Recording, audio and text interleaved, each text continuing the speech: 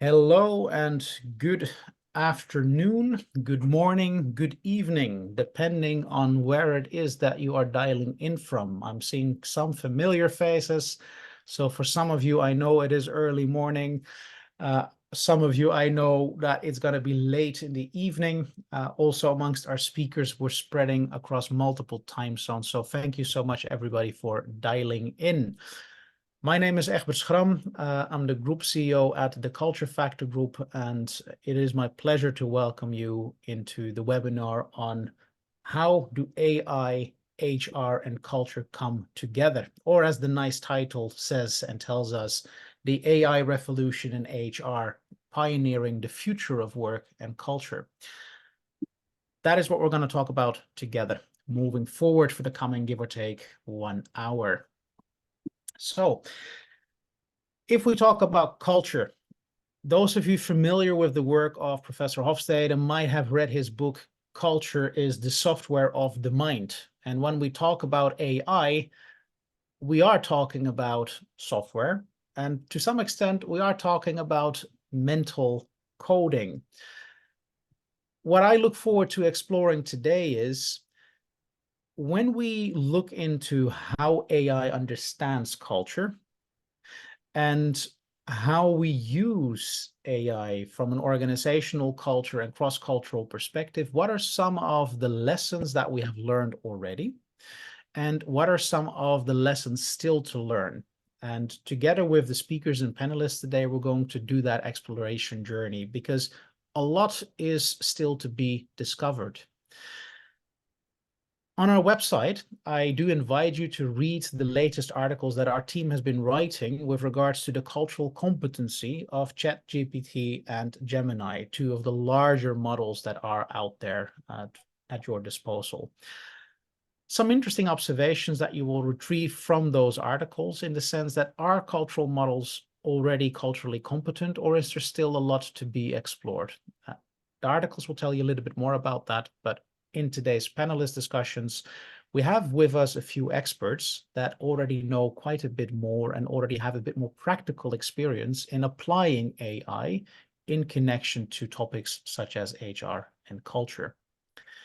So who do we have with us today? Already mentioned and introduced myself, Egbert Schram, Group CEO at the Culture Factor Group. Moving forward, I'm going to ask Iklak. Iklak, would you like to shortly introduce yourself?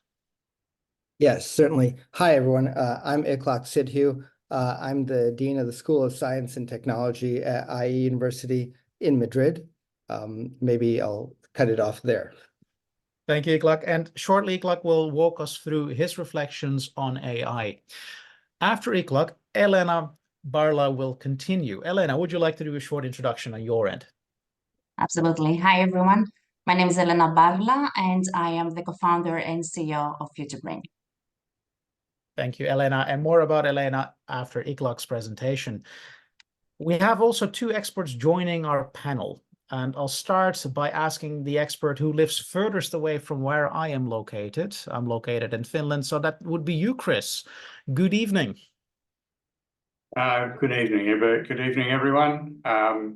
My name is Christopher Organ. I am the founder of an organization called Future Projects, and we assist organizations with technology-enabled change.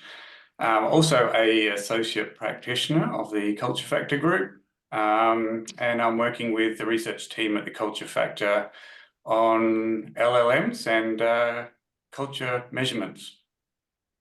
So undoubtedly we'll hear more in the panel discussion from Chris.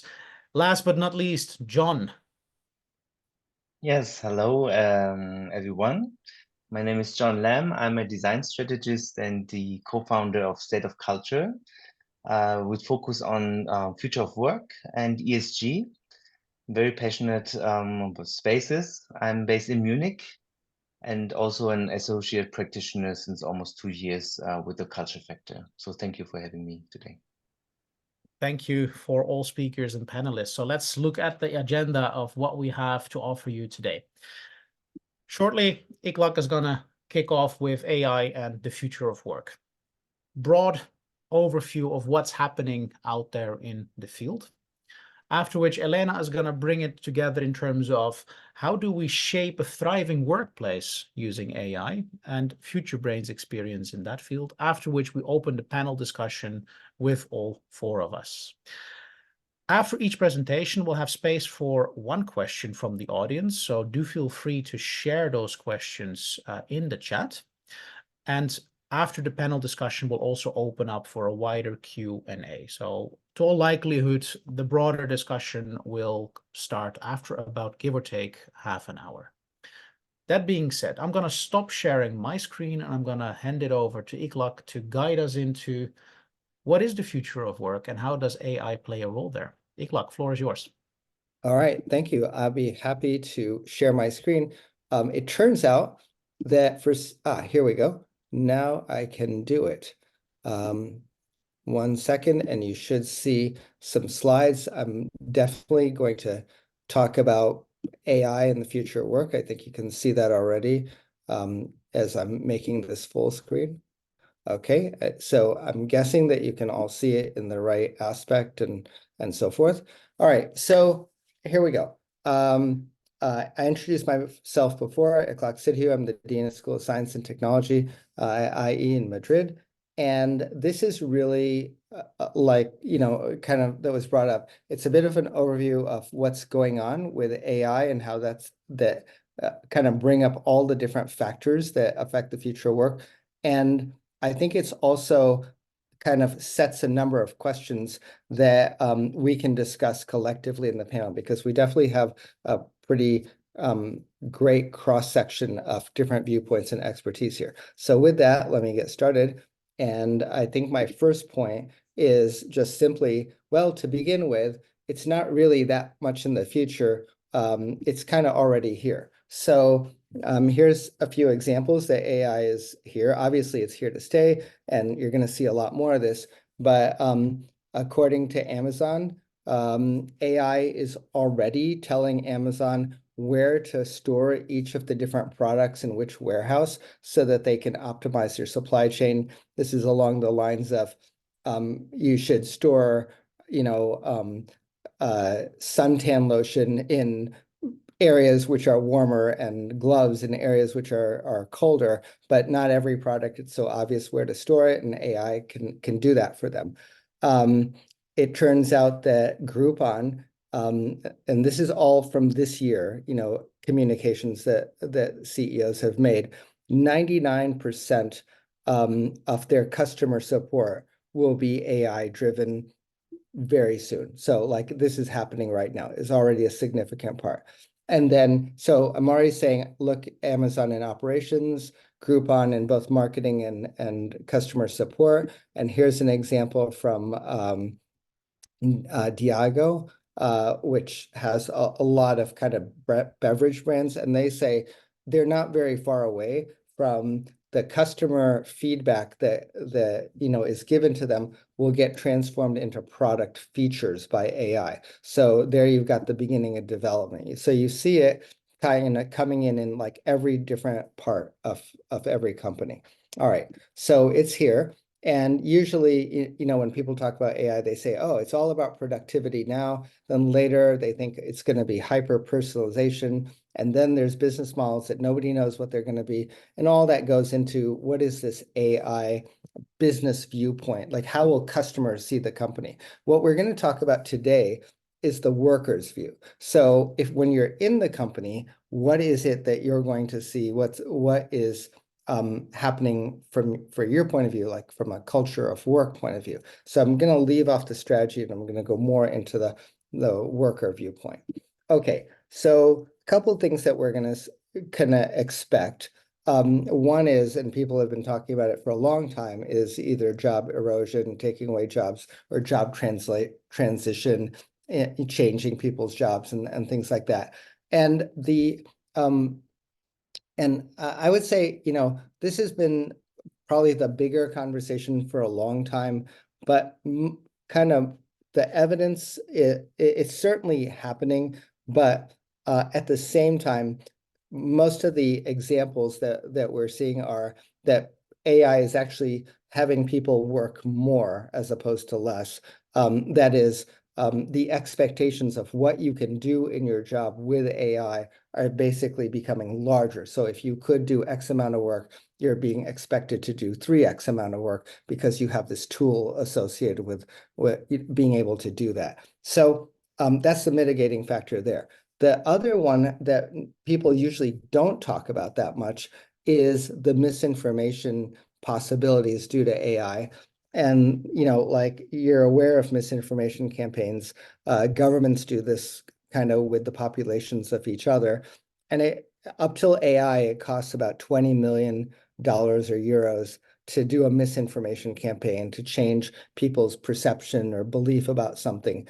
With AI, you'll be able to do a misinformation campaign for about $10,000 or euros.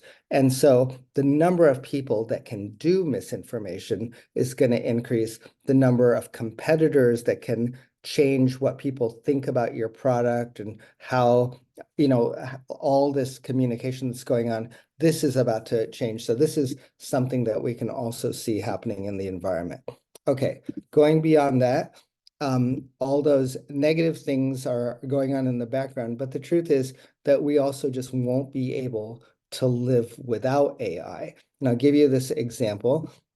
Let's say you are being attacked, a phishing attack, a virus, deep fakes, whatever. There's a person who is creating this and you're the receiver of these attacks.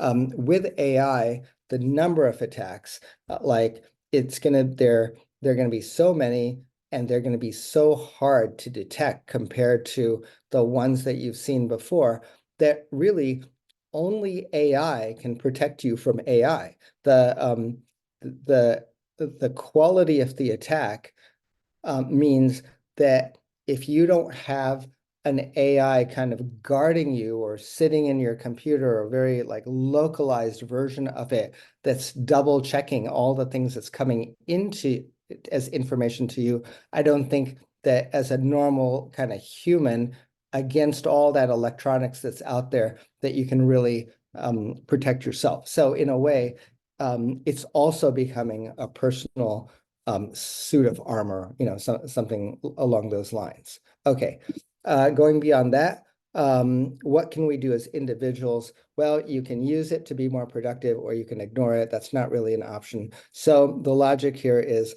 everyone who's working is going to be basically assisted by AI. So let's just make that as a baseline assumption, go on from there.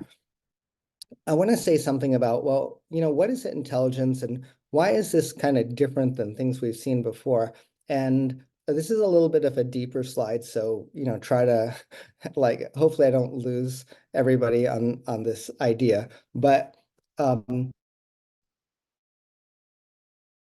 this box represents all the problems that you could possibly ask or want to know. The number of the ones that a calculator can address is like this small little blue box. It's not that many. There's just certain things that a calculator can do, but when it answers them, so it's small addressable, when it answers them, it's 100% accurate. If you say that in math, the probability that's correct, it's going to be correct. You give it new information, like I just saw this, or we noticed that, and there's something new in the news, the calculator still gives you the same answer. It does not learn, it's not adaptable, it's not aware of the environment. And so that's kind of what we're used to. And, if you've ever read Kahneman's book on thinking fast and slow, he says the human brain is built into basically two functions, a system 2 and a system 1. And the calculator's kind of very logic based, and it's kind of like system 2. And so in our brain, we have this function also. It's the smaller part of our brain. And then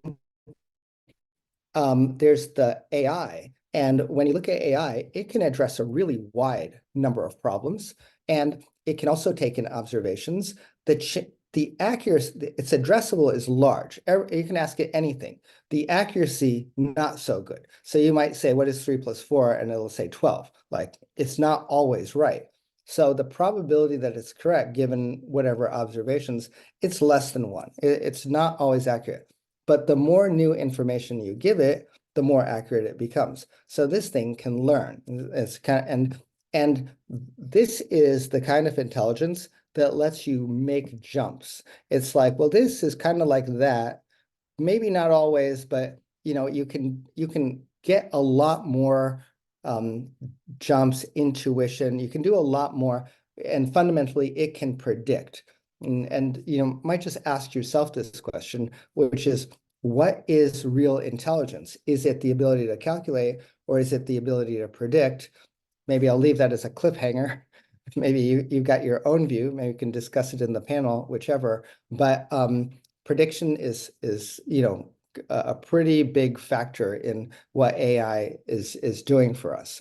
Now, if you look at how GPT works, I don't have to explain all of this, but I just want to say all it's really doing is predicting the next word. You give it a few words and it'll predict the next word, take that in, and with that next word, it'll predict another one and another one. So in this way, even GPT or generative AI as a whole is more like Kahneman System 1 thinking. It's like our larger part of the brain as opposed to our smaller part of the brain.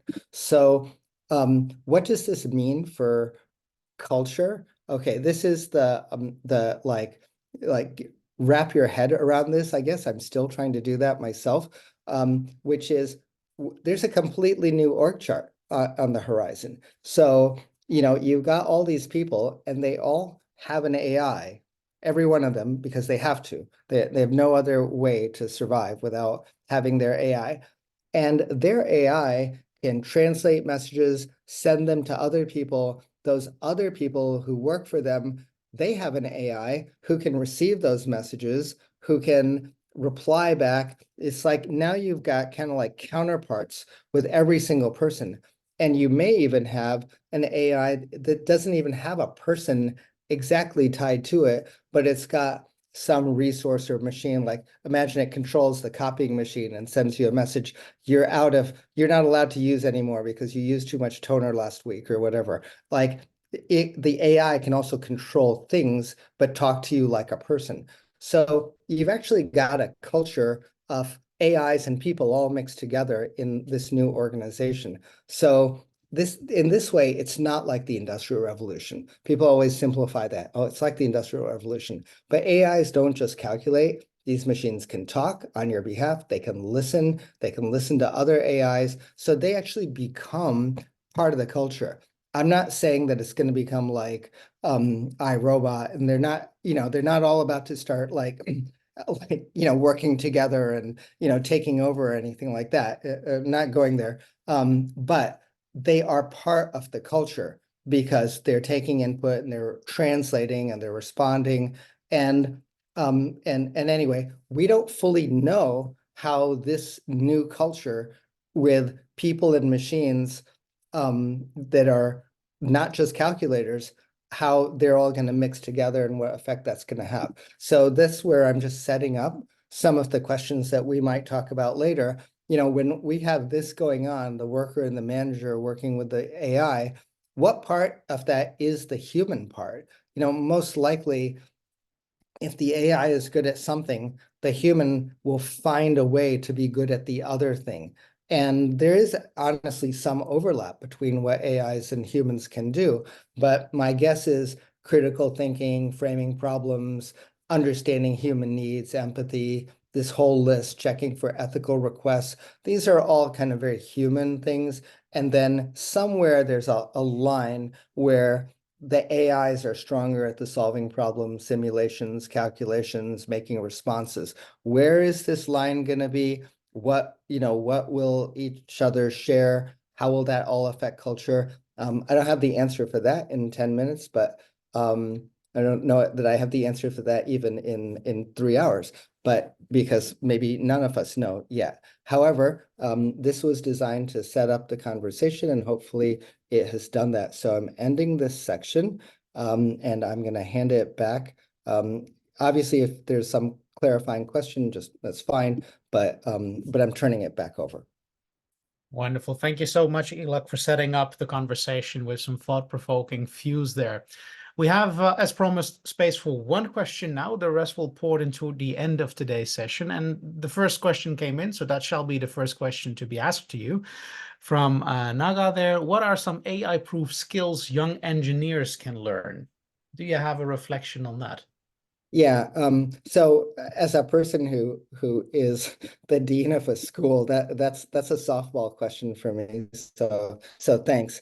You know, the way to think about it is that you know, there's computation. If you go back, 20 years or whatever, computation is simply the calculator. Today, computation can be writing text for you. It can be doing a simulation. A lot of things fall under computation, which you never thought of as computation before. So computation is getting kind of bigger, but computation is not the whole thing.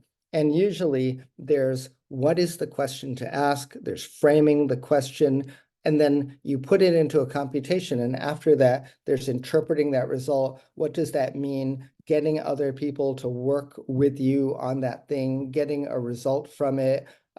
Just the overall, why did we solve this problem? Is this problem real? Is that answer really the right answer? All of those types of things. So I would start thinking about the before the question and the after the question as the skill that you're really going to need. The truth is nothing has really changed here, because 20 years ago, people would ask the same question. They'd say, oh, that work could be outsourced to someone else, somewhere else in the world where it's cheaper. And people would say, well, that's why you have to understand what's the problem. You have to understand what to do with it afterwards.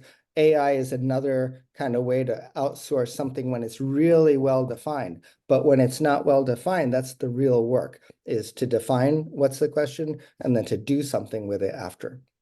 So question asking skills and reflection and meaning finding skills. Yeah, critical thinking, add to that. Sure. Wonderful. Thank you so much, Iklok, for that answer. Let's move into the next part of our webinar, and let's move into Elena's presentation. Elena, floor is yours. Let me just unmute my microphone. I hope everybody can hear me and can see my screen. Okay, great. So thank you again, everyone, for joining today's webinar. My name is Elena Barla. As I said before, I'm the co-founder and CEO of FutureBrain. FutureBrain is a revolutionary AI-based software as a service platform, and it provides transformative organizational insights and targeted recommendations on culture, engagement, and team dynamics. So today I would like to start from the problem, and perhaps then we can walk you through how can AI can help you transform your workplace culture and boost your employee engagement. So the problem is that culture can make or break your company, and this is a known fact. Otherwise, you wouldn't be here today, right? But what is unknown here is that it is a huge culture problem out there globally. 23% of employees are actually the only percentage that they are thriving, they are engaged. And worldwide, the rest of that, a whopping 77% of employees are quietly or loudly quitting. And when we're saying about quiet quitting, which is 59%, we're talking about employees that they put in the minimum effort required. They are psychologically disconnected from the organization. While the loud quitters are the ones that they take actions to on purpose harm your organization, and they undercut its goals and oppose your leaders. So obviously, loud quitters, it's a portion of your organization that you don't neglect, and you need to take actions. But your focus should be on your quiet quitters, because this is where the window of opportunity for change and improvement of your culture remains. And I think that in order for us to make better decisions regarding culture, we need also to understand why people leave the company. And 40% of job leavers actually report that culture is the main reason. So that means that not only culture impacts directly your engagement, but it can also impact negatively or positively, depending on how you see it, your profitability and your productivity. So In that sense, and Gallup has made an estimation here that $9 trillion per year is the average cost to the global economy due to disengagement. This is a whopping amount. It's actually around 9% of the global GDP. So it's very apparent that culture is quite important for the profitability, but also in general, the health of the organization. But do the leaders have what it takes, and do they have the tools to transform their culture? 73% of leaders feel unequipped to foster and effectively manage a workplace culture. And if we go about and see a little bit what's going on here in traditional ways, we see that the way that culture, engagement, and so on is measured so far is through surveys.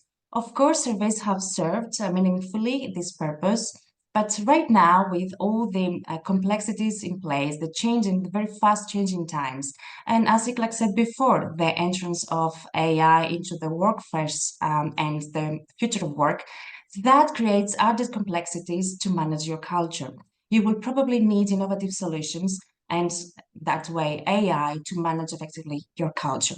Of course, that means that we will be transitioning to a more precision management model rather than a traditional management model, which includes, of course, the existing tools, but also AI platforms and the glue that holds everything together, your people.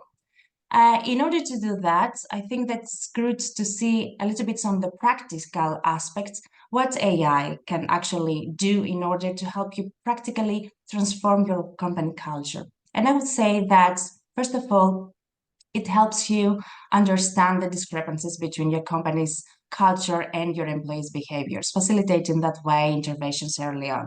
While the AI models and in general AI, the power that has is that it can collect, can aggregate, and can analyze vast amounts of data and information in very as quick times, very fast. And this helps you, as Iklak said before, to get you insights and give you insights that you would not previously be able to obtain, for example, predictive analytics, which leads me to the second point that through AI, you can analyze trends and patterns of employee data, and thus you can forecast, for example, maybe potential turnover of your organization and behavioral shifts in employee sentiments, which is crucial because if you know that well in advance, that allows you to manage it better and implement changes that can make you a better and more effective leader. So in that, we can also say that AI tools definitely can provide customized advice to leaders because that with the help of AI, you can improve company practices by comparing data against industry benchmarks, which always is a good idea because you know where and how you can be competitive in the market. As a fourth point, I would say that real-time monitoring of your data and your people insights is crucial because not only you get to have a good tracking of the dynamic shifts within your company, but you'll be also able to get real-time insights that will help you to intervene well in time and have a continuous and tracking of your culture before it goes completely out of your accepted limits. I think also a good and applicable point here is also the fact that AI helps you to refine your decisions on organizational policies by providing data-driven insights. And this is important because that way it supports you as a leader towards a more effective and inclusive strategy. With AI, you can also improve employee well-being because since you can analyze employee feedback and sentiments in real time, you can quickly identify signs of stress, signs of burnout, signs of mistrust between employees, and you can enable, and that way you are enabled with early interventions.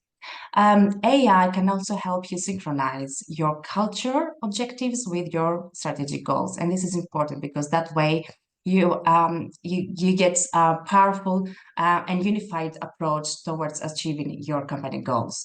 And last but not least, I think it's important to say that since AI is working seamlessly in the background, and since you get to have a minimized input from people, you have less biased information. And that way also you get to have a reduced HR tool fatigue, which is a very well-known unfortunate fact nowadays.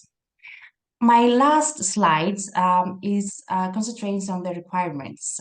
Before you're saying that and you decide to apply your AI systems for your culture management, it's crucial to understand that no matter how sophisticated your AI system is, you need to have your company goals with your strategy goals aligned. Of course, the accuracy of the AI diagnostics depends greatly on the quality of your data. High quality data give you high quality insights and vice versa. Implementing security measures is very, very important. You need to ensure that all your sensitive data is protected against any breaches or any unauthorized access. Ethical use of AI is quite a big chapter here and it needs to be addressed for sure. This includes always ensuring that AI systems do not reinforce any existing biases, and of course to maintain transparency around your AI systems. Full data protection should be in place. This is mandatory. This is not just nice to have. A GDPR compliance is mandatory, and you need also to obtain proper consents from your employees and inform them well in advance before doing so.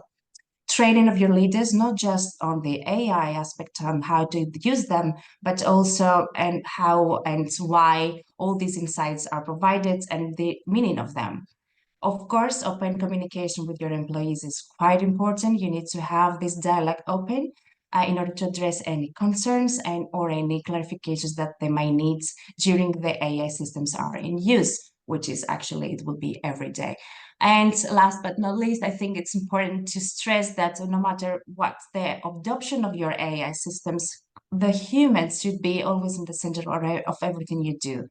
People remain the most valuable asset of your company, and AI should work for the benefit of your workforce and not the other way around.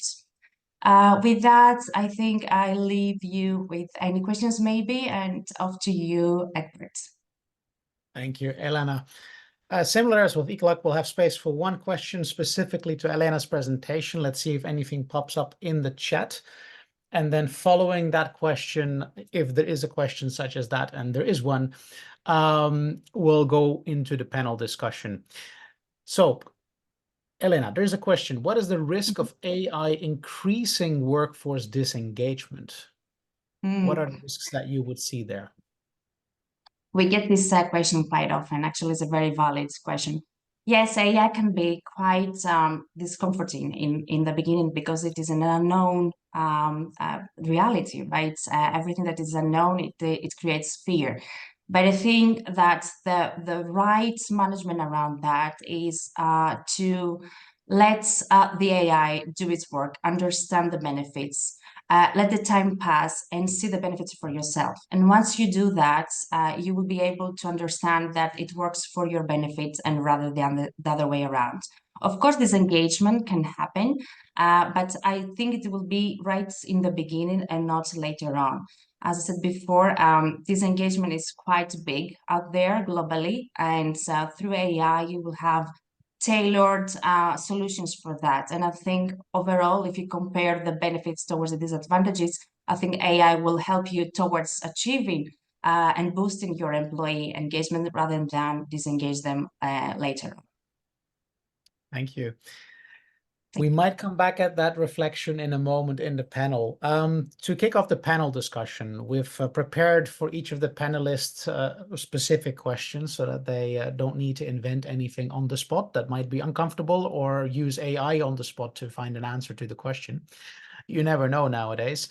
I'm going to start with Chris.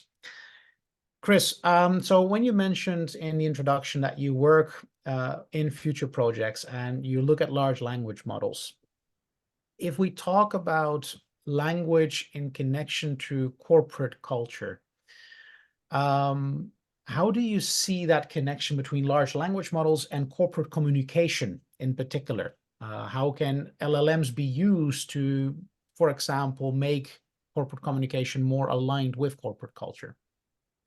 Sure.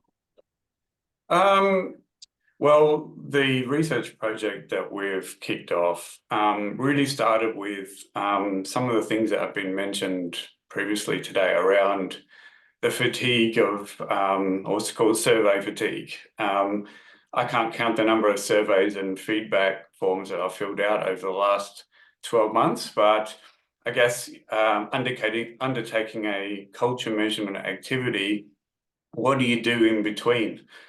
Considering it may be 12 months in between culture reads, how do you know whether or not some of the interventions you put in place are actually making a difference? And a 12-month period is a long period of time for things not to be moving in the right direction. So we set out to see whether we can train a large language model to understand behavior through text. We played around a little bit with machine learning and then quickly moved into large language models as they became more and more capable.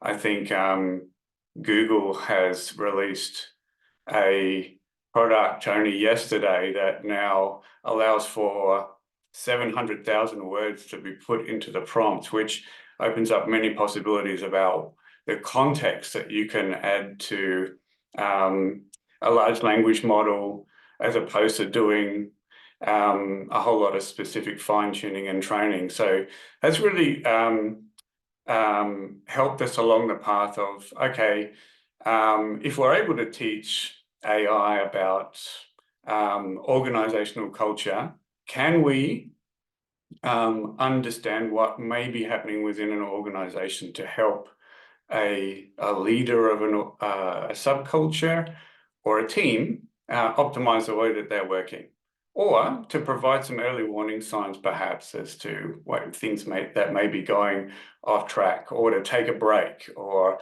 go out and have a hamburger together and take your foot off the accelerator. So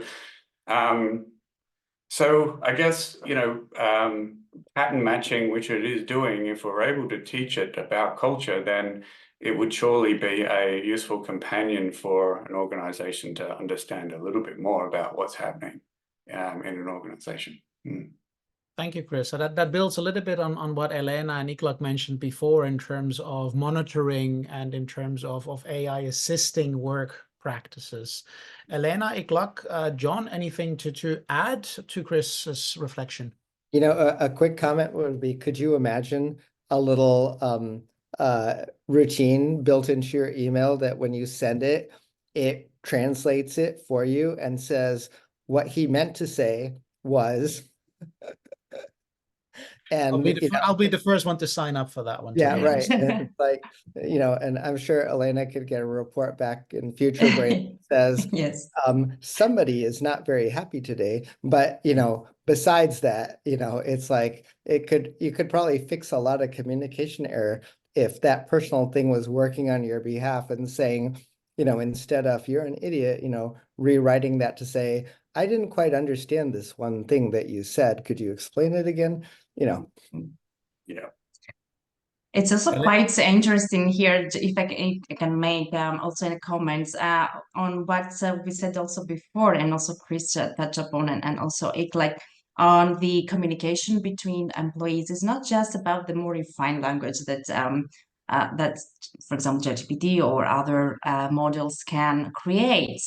It's also interesting to see the interaction between leaders, among leadership teams. So the decision that they base everything is so far into some data, but also to some extent the experience. So with this vast amount of data and the communication that goes between them, it will be interesting to observe also, you know, how they take these decisions now and how they communicate these decisions with each other. It's not just about, you know, employees, but also between the leaders who are the ones that are taking the most of the decisions now, of course. Now you touch upon a word called experience, and there's a lot of people nowadays diving into workforce experience, and this is where I want to pivot the discussion towards John. Iklak, you mentioned the concept of learning ability. That raised a question for me with regards to, okay, how do we go about collective learning? Then Elena, you mentioned something in terms of how do we create more alignment and focus more on positive culture. John, you're a workspace design expert. How do you see the role of workspace design to counter what might be perceived as too much technical stuff happening and people losing connection with people? Yeah, that's a very good question. I think we are in the shift now, right? To say we need to create more human-centric workspaces. Yeah? So for me, as a strategic designer, I think using AI to define spaces, yeah, and I'm very passionate about that, right? So especially in the context of workplaces or workplace design, I think the target culture also is very important, that we need to identify what is the organizational culture that the space aims to cultivate and support. Yeah, so I think there is also different levels, I would say, in terms of how we can leverage AI, yeah, in, let's say, workplace design or workplace strategy, and just very simple, just starting with the object level, right, where we can say, hey, the AI, give me an indication on various objects, right, that your users prefer, yeah, and then you have probably some sort of a proposal in terms of furniture, right.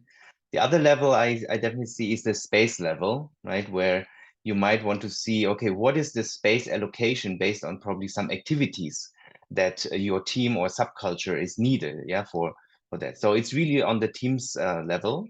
And then, of course, we are talking about organizational culture, right, where we aggregate all those kind of insights, and we can definitely shape, and we can also, yeah, form or design spaces, yeah, based on those kind of different levels. And I would say definitely the target culture could vary depending on the organization specific objectives, right? So as Iklak has also mentioned, and Elena, so either we're talking about, an innovation culture, right?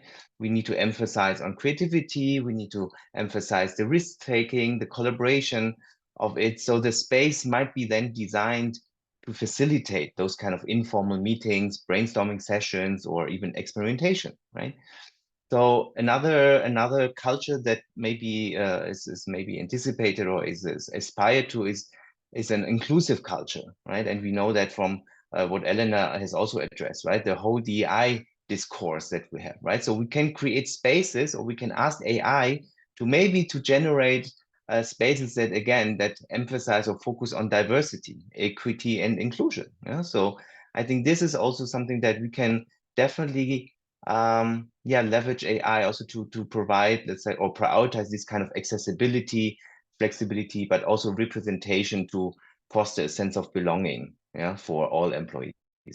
And last but not least, I think there's also, under current, let's say, recession conditions, I think there's also a performance culture that some organizations might want to follow, right? So really, how do you create value through efficiency, goal orientation, and accountability, right? So the space, again, might need to feature these kind of areas for, let's say, focus work, goal tracking, tools, performance-driven layouts, right? So this is part of the, I call it strategic design, yeah? So it's not just to make it beautiful, to make it, colorful, but it needs to be functional, it needs to be strategic, yeah? So that's kind of my, yeah.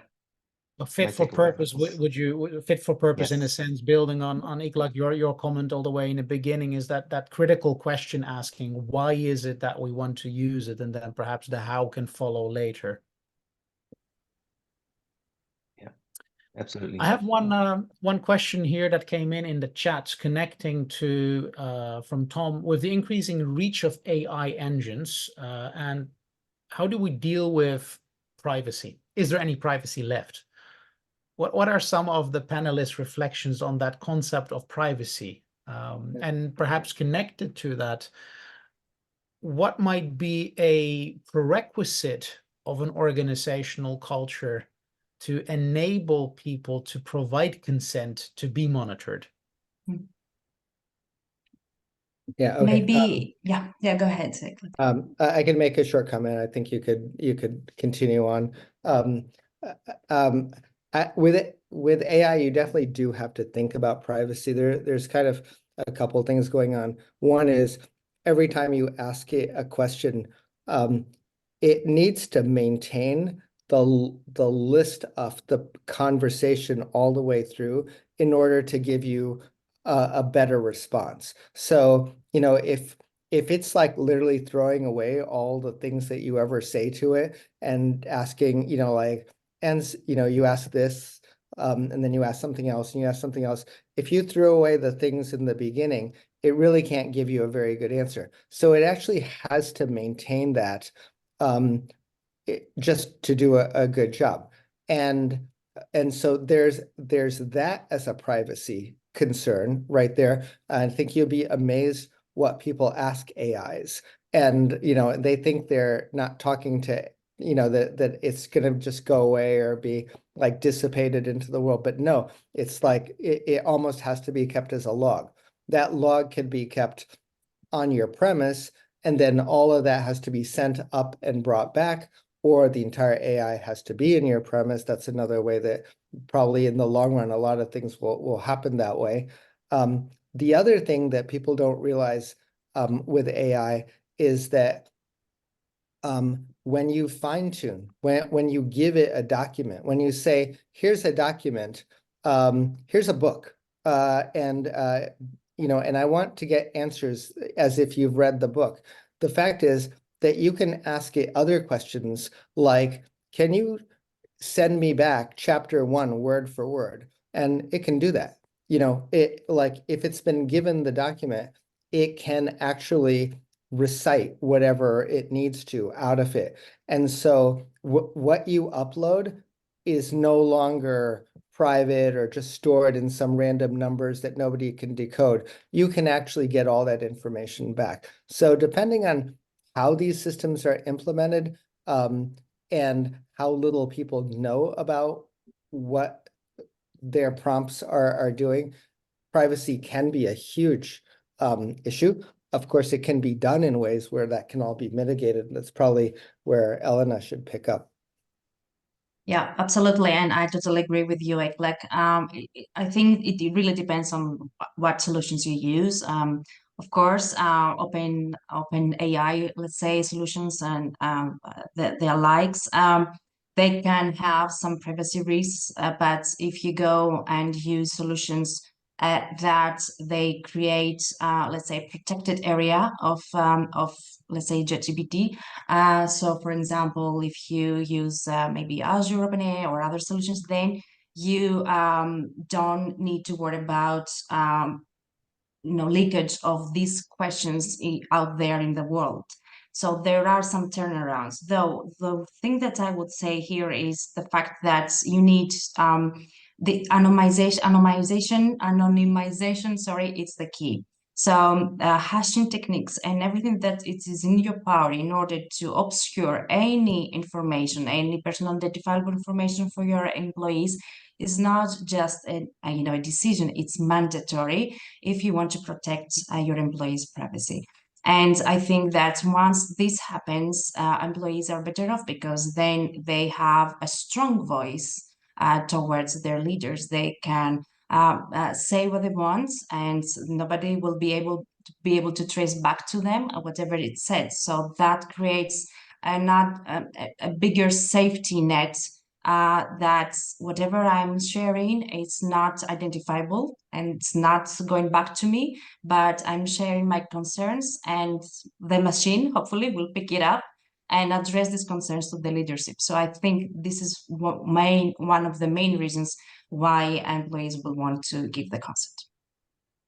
Maybe to pivot, because there's in the chat there's an additional question regarding IP. So on the one hand we have privacy, on the other hand we have copyrights, author rights, anything intellectual property rights. I'd like to pivot back to that in a moment, but before doing that, that's kind of like the technical side of things. A very good comment there in the chat from my perspective. Thank you, Steffi, for raising this topic. We have seen over the last 3 years during the COVID crisis that societies are mentally not doing well. meaning people are lonely, depressed, because of lack of human interaction. What are your personal perspectives in the sense that when we can just ask anything we want in any way we want to a machine, does that numb us down in terms of becoming a little bit more mindful of the people that we interact with, the nonverbal communication? Does it numb us down in the sense of taking each other into account and feeling like we're being taken into account? In other words, if we create more intelligence, depending on how we would phrase it, are we at risk of decreasing emotional intelligence? I could start, something. It turns out that there's a lot of people students, younger people in particular, that don't want to ask certain questions to parents and authority figures and so forth, but they're comfortable asking to their phone or, what is effectively an AI behind it. And so, I think what that shows is that they're cognizant of the difference. They know the difference between asking a person who might react in a certain way versus asking something else because they think that there's no danger in asking that thing. Maybe it wears you down a little bit. Maybe it actually opens you up to some degree. I don't know. But I don't think people are uniform that just whatever they type into a chat is the same thing that they say to other people. Okay. Chris, Elena, John, what are your views on this? John? Yeah, Go well, ahead. I think in my opinion, the definition of the future office has changed. Yeah. And I think it has, if we talk about future office or future of work destinations, yeah, an office has become a destination where people actually collaborate. So that's where I see a little bit of a limitation, yeah, having AI here. So I think we need to create more individualized and more, let's say, user-centered workspaces where people can come together. It's not necessarily for the work, yeah, but people want to kind of exchange, right? They want to have this genuine human interaction, yeah. However, I kind of also have this ambiguity here to say, yes, there might be some task, yeah, that can be easily leveraged by an AI, right? So if we talk about standardization, yeah, standardization through AI is now actually opposing the individualization of human-centered, let's say, approaches. Yeah, so this kind of dilemma I have a little bit, but I think, yeah, we can definitely kind of discuss about it. A lot of things to continue discussing on. Chris, what are your views on this before we wrap it up with Elena, and then we're almost up for time? Sure. Look, I think employee experience is becoming quite a hot topic for some of the reasons you mentioned, Egbert. And I think it's an organization's choice how they end up using it and how they involve their employees in it, in its design and its maintenance, and I guess what role it plays. Just like, I guess, bringing a new person into an organization, there are some human decisions that need to be made about how they form part of the fabric of the business. And I think for those organizations that are looking to improve the employee experience, things like AI to deal with mundane tasks, etc., are going to be encouraged. And then using AI like a companion to help people do their work and have more time to spend on collaboration and get better insights into what's happening so that they can perform decision making better, etc., is probably going to put one organization in front of another in terms of a great place to work.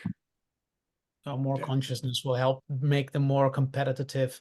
Elena, your view on this question before we wrap it up for today. Yes, absolutely. Great points from everyone. I would only adds the fact that, as I said in my last point, is that you need for sure to focus your employees and in general people in the center of everything you do. So that means that, you know, the systems, AI systems or whatever advanced technology you're using, it has to be for the benefits of your people. So if you use AI, you can free up space and time to, you know, from all the automated and mundane things in order to maybe take care better of yourself, of your family, and do activities outside work. I guess also you can maybe learn from AI. Sometimes, as Iglak said, you can ask AI on difficult questions that you wouldn't want to ask anybody else. And I find myself sometimes personally that if I have an issue regarding, you know, if I go in towards A scenario or B scenario, sometimes it's very surprising how helpful AI is on that. So I would say that, you know, the critical thinking is important. You have to make your own decision at the end of the day, the percentage of amount of time and of volume that you use AI, but overall, I see more pros rather than cons using AI systems, definitely. Thank you. On that note, we are almost there, and I think it's a nice summary there in the chat by Peter. More use of AI is possibly more time for your people, but it's up to your company's culture how this time is supposed to be used. Is it used to just be? Is it used to do? So the deep questions remain. I would like to very much thank all of the audience for joining in this session today. We will be sharing the recording with you in the days to come. I would also like to have a strong round of virtual applause for our speakers and panelists. Thank you so much for sharing your thoughts, expertise, and insights on a topic that has already entered our way of working, our work life, but still has plenty of things to discover, to discuss, and to decide upon, least of which things like privacy, IPR, copyrights, or the mental impact for good or for worse. That being said, thank you so much, everybody. Once again, if you're interested in work life and the impact of culture on that, do please note down July 16, most likely 3 or 4 o'clock Central European time, when we're going to have a webinar divulging the impact of how culture influences management expectations. And we're going to present there the results from looking at 150,000 respondents and how they perceive what leadership should be doing versus what leadership sometimes is doing or is not doing. So more on that on July 16. Stay tuned, sign up to our newsletter in case you're not yet signed up. Connect with the speakers and the panelists through LinkedIn to follow them in this collective learning exercise forward. Thank you so much. Wishing you a very nice continuation of your day. Bye-bye. Thank you very much. Thank you. Bye. Thank you.